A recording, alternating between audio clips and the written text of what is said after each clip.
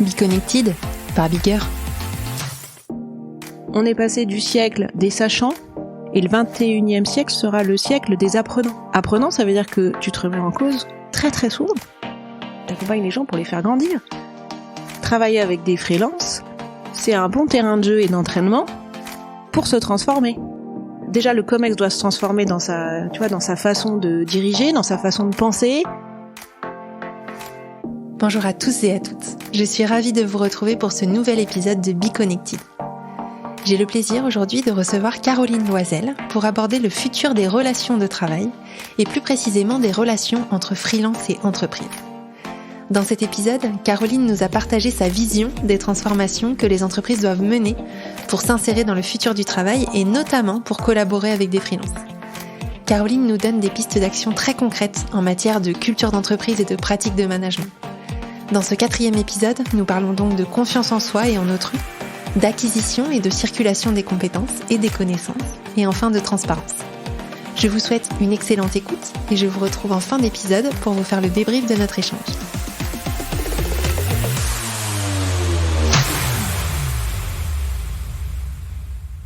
Bonjour Caroline. Bonjour Sophie. Bienvenue sur Be Connected. Merci. Donc Caroline, tu as longtemps été salariée dans le marketing et depuis 10 ans tu es indépendante. Tu t'es notamment intéressée au système vivant que sont les entreprises, à leur manière d'évoluer, de se transformer.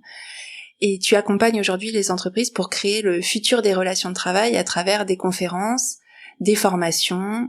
Tu accompagnes différents projets et tu as aussi un podcast qui s'appelle Sur l'oreiller. Exactement, qui parle des relations entre les hommes et les femmes dans tous les contextes, y compris au travail. Et donc chez Bigger, nous nous intéressons particulièrement à la question des relations et au futur des relations de travail. Donc c'est la raison pour laquelle nous t'avons invité sur Be Connected. Peut-être pour rentrer dans le vif du sujet, quelle est ta vision aujourd'hui, Caroline, de la qualité des relations entre freelance et entreprise ? Je dirais que c'est une relation à double face. Il y a une face dorée, une face cachée, qu'on pourrait aussi appeler face à éclairer. La face dorée, c'est que quand tu vas chercher un freelance, tu vas chercher de la compétence, de l'expertise, tu vas chercher le côté immédiat, et il y a évidemment une forme de liberté qui est vraie dans les deux sens, côté freelance et côté entreprise. La face cachée, qui pour moi va certainement émerger, peut-être même existe déjà dans les entreprises, c'est que plus on va avoir de freelance dans les entreprises, aux côtés des CDI, plus va potentiellement se poser 3 questions. La question de, au fait, il coûte combien le freelance par jour ? Pour se dire, mais moi, par rapport à mon salaire, finalement, qu'est-ce que je vaux ? Qu'est-ce qu'il vaut ? Qu'est-ce qu'elle vaut ? Donc ça, je pense que ça va demander aux entreprises d'anticiper une sensibilisation à qu'est-ce que c'est qu'une vie de freelance. D'accord ? Parce que si on regarde juste le tarif jour, on va juste passer à côté de la réalité. Des charges, du nombre de jours que tu peux vendre dans une année, de tout le temps que tu passes en prospection, en création de contenu pour attirer des clients. Donc premier point, le côté finance. Deuxième point, le côté politique. Parce que les freelances, potentiellement, tu peux être dans des équipes très opérationnelles, mais avoir un rôle hyper clé dans une équipe. Tu peux aussi être à des postes un peu plus haut dans la hiérarchie. Et on peut se demander, quand t'es en CDI, mais finalement, si ça se trouve, ce freelance, il veut peut-être entrer en CDI dans l'entreprise. Donc peut-être que, entre guillemets, c'est un potentiel concurrent si toi tu vises un poste plus haut. Et puis il y a la question aussi du statut. C'est-à-dire que en tant que CDI, de plus en plus travailler avec des freelances, ça te renvoie à une autre réalité. Qui jusqu'à maintenant, moi j'ai commencé en 2013. En 2013, j'étais un peu regardée quand même comme un peu encore une exception. En tant qu'indépendante. En tant qu'indépendante. Le marché des personnes qui avaient toujours été intéressées par qui j'étais et non par ce que je représentais. Donc ça, bizarrement, on a gardé contact. Et puis il y avait d'autres personnes qui manifestement, le fait que je devienne freelance, tu perds une forme, en tous les cas dans les règles du jeu actuel, de reconnaissance sociale, et donc elles se sont un petit peu bizarrement éloignées. Parce que eux, voilà, ils étaient dans le CDI, j'ai été dans des grands groupes, j'étais chez Publicis, j'ai été chez Orange, et d'un seul coup, je sortais de ce terrain de jeu. Voilà, pour résumer, la question de la finance, la question de la politique, la question du statut, renvoie et va peut-être générer, si de plus en plus de freelance arrivent dans les entreprises, à des tensions, des doutes, des questionnements. Voilà, c'est bien de l'avoir dans un petit coin de sa tête. Si on se dit que dans notre entreprise, bientôt, il y aura entre 10 et 20% de freelance. Je veux bien aussi t'entendre sur l'essor du freelancing, parce que si tu dis demain il peut y avoir 20-30% de freelance, ça veut dire qu'il va y avoir une transformation. Aujourd'hui, on n'est pas du tout à ces ratios-là. Alors parfois dans certaines équipes, sur certains projets, notamment dans le digital. Aujourd'hui, quelle est ta vision et comment tu expliques cet essor du freelancing, notamment des jeunes générations, mais aussi des personnes qui ont passé 10-15 ans dans des grands groupes et qui à un moment donné finalement se lancent en indépendant? Alors, effectivement, ça reste encore une tendance. J'ai pas encore vu une étude qui défrait la chronique sur on a multiplié par 2 le nombre de freelance en 5 ans. Donc voilà, ça progresse, on va dire gentiment. Elle m'a fait réfléchir ta question. Elle est hyper intéressante. Moi, j'y vois 3 choses. J'y vois un signe de confiance en soi. Confiance en son expertise, confiance dans le marché finalement, enfin tu vois, dans le business, et puis confiance en les autres, qui est un peu les 3 piliers de la confiance en soi. CF, le livre de Charles Pépin. Je vois aussi un signe de on a envie d'un style de vie plus souple. Et j'emploie le mot souple, je n'emploie pas le mot libre. J'en reparlerai peut-être un petit peu après, mais pour moi, la liberté en tant que freelance, elle est pas si évidente et réelle que ça. Nous sommes notre entreprise, en vrai. Je sais pas si c'est vraiment une forme de liberté. Donc plus souple. Ça me paraît plus juste, parce que plus souple, évidemment, tu gères ton agenda un peu plus comme tu veux, et encore, si t'es en régie pendant 3 jours par semaine, du lundi au mercredi, tu gères pas du lundi au mercredi, donc voilà. Et puis, c'est le signe pour moi, potentiellement, du début de la fin d'un modèle de reconnaissance sociale uniquement basé sur le CDI et évidemment une carrière qui passe au fur et à mesure les échelons et qui est un peu linéaire et ascension sociale. Donc je me dis que si les jeunes le font, c'est que ces jeunes en tous les cas se sortent par eux-mêmes et je peux comprendre parce que vu ce qu'on vit actuellement dans le monde, c'est sûr que ça donne quelques ingrédients pour sortir un peu de ce chemin unique, quoi, la voie unique, la réussite, c'est le CDI, l'ascension sociale. J'aimerais qu'on revienne ensemble sur la question des relations. Qui dit relation dit aussi culture d'entreprise, dit aussi mode de collaboration. Tu nous parlais dans ta première réponse un peu de ce qui peut gratter dans les relations entre des CDI et des freelances d'un point de vue financier, statutaire, politique. Quelles sont selon toi les transformations que les entreprises doivent opérer pour passer au-delà de ces freins? Comme dans beaucoup de choses dans ce monde, avant d'envisager des nouvelles choses, il faut déconstruire les choses dans lesquelles on est. En général, ça s'appelle des peurs, des croyances limitantes, voilà. Et donc je pense que les freins, il y en a 2 en fait. Il y a le fait que dans notre culture occidentale, en tous les cas, on vit dans un monde binaire. Donc dans un monde où t'as des hommes et des femmes. Alors du coup, la question du non-genre aujourd'hui est intéressante. En miroir de ce côté binaire, en entreprise, t'es soit freelance, t'es soit un CDI. En vrai, tu peux faire les 2. D'ailleurs, ça existe déjà. Il y a déjà des témoignages de personnes. On a eu un salarié de l'équipe qui est venu témoigner dans un des événements que je couvrais. Du journal, qui était à la fois en CDI, mais qui à côté avait une activité d'auto-entrepreneur. C'était connu de la part de son employeur. Après, il nous disait justement, subrepticement entre 2 lignes, que vis-à-vis des autres employés, il ne s'en vantait pas tous les 4 matins. Parce que la question c'est, ah ouais, mais au final, du coup, tu gagnes super bien ta vie, puis tu fais ça à quel moment, en fait, dans la semaine? Voilà. Pour revenir à ta question, première pensée automatique à revisiter, sortir de cet ancrage binaire. D'un côté, t'es soit freelance, soit en CDI. Et donc envisager un monde plus complexe où tu peux être les 2 à la fois. Et la deuxième, je pense, croyance peur, c'est l'instinct de propriété. Quand t'as des personnes avec lesquelles tu aimes travailler et que ça se passe très bien, t'as pas envie qu'elles partent dans le département à côté, ou qu'elles s'en aillent. Donc quand t'as aussi un freelance qui vient dans ton équipe, qui potentiellement pourrait aller dans une autre équipe, mais pareil, t'as un peu l'instinct de propriété de ton freelance. Manque de chance. Lui, il est encore plus souple quand même, parce que si lui, il a envie d'aller travailler dans l'autre département, il pourra dire oui. Parce que en même temps, les freelances, c'est des personnes qui, par définition, peuvent circuler dans l'organisation. T'es pas dans ce lien de propriété. Donc ça veut dire que dans une équipe, d'un seul coup, tu vois, t'as ton instinct de propriété qui peut être rattrapé par tes CDI, puis avec le freelance. Donc c'est bien parce que le fait qu'il y ait des freelances dans ton équipe, ça va venir peut-être te faire travailler toi en tant qu'être humain, le fait de lâcher, en fait, t'accompagnes les gens pour les faire grandir. Après, s'ils ont envie de grandir ailleurs, sans toi, tu les auras en tous les cas amenés à ce point-là, quoi. Comment on fait ça? Ça, c'est un travail sur soi, parce qu'en fait, c'est un instinct grégaire, quoi. Le monde binaire, c'est faire appel à son cerveau adaptatif, on en a tous, hein, voilà.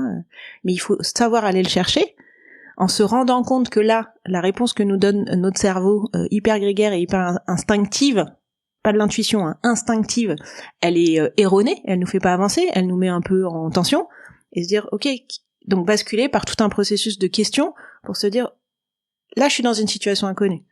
Et là, c'est plus mon ego qui parle, ou voilà, mes instincts grégaires, quoi. Ok, donc il y a un peu de développement personnel oui, sur quand ce même. sujet-là. Là-dessous, je vois pas comment on peut faire. Soit t'arrives à t'auto-coacher par l'auto-questionnement, soit tu le fais avec des personnes de l'extérieur qui vont savoir, tu vois, te mettre face à tes propres d'ailleurs contradictions, tu vois.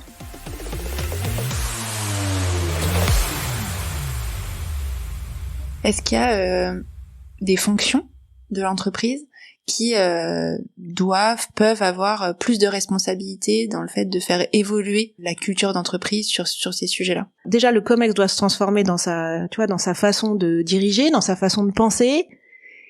Et ensuite, t'as la fonction RH, évidemment. Je mettrai aussi la fonction IT, parce qu'il y a aussi autant les postures que les outils. Et puis, je mettrai l'ensemble des collaborateurs. En fait, il y a une phrase, je sais plus qui l'a dit, elle a sûrement été dite par plusieurs personnes, mais on est passé du siècle des sachants, et le 21e siècle sera le siècle des apprenants. Mais ça change tout, en fait, de dire ça. C'est pas juste un jeu de mots joli, quoi, avec des rimes. C'est apprenant, ça veut dire que tu te remets en cause très très souvent. Alors que le sachant, il n'y avait pas besoin de se remettre en cause avant. Hein. Tu savais, ta connaissance, elle pouvait durer 20 ans, elle était valable pendant 20 ans, 30 ans. Aujourd'hui, tu connais quelque chose. Déjà, toute la connaissance, elle est accessible potentiellement à tout le monde. Ce qui n'était pas le cas avant. Hein. Je pense que ça, tu vois, la bascule de sachant à apprenant, elle est valable pour tout le monde. Je voudrais repréciser parce qu'on parle dans BeConnected de relations freelance et entreprise, mais là on comprend avec ce que tu dis que les entreprises n'ont pas intérêt à se transformer que pour accueillir des freelances, que finalement la transparence, l'entreprise apprenante, la circulation des compétences, etc. c'est bien pour tout le monde. En fait, travailler avec des freelances, c'est un bon terrain de jeu et d'entraînement pour se transformer.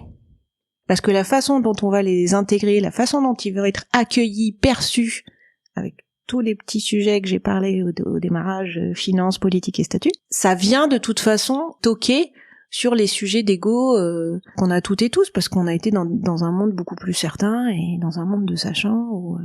Voilà, mais aujourd'hui, la règle du jeu a un peu changé. Tu parlais de l'entreprise apprenante. Peut-être, est-ce que tu peux nous dire un peu ce que c'est que l'entreprise apprenante?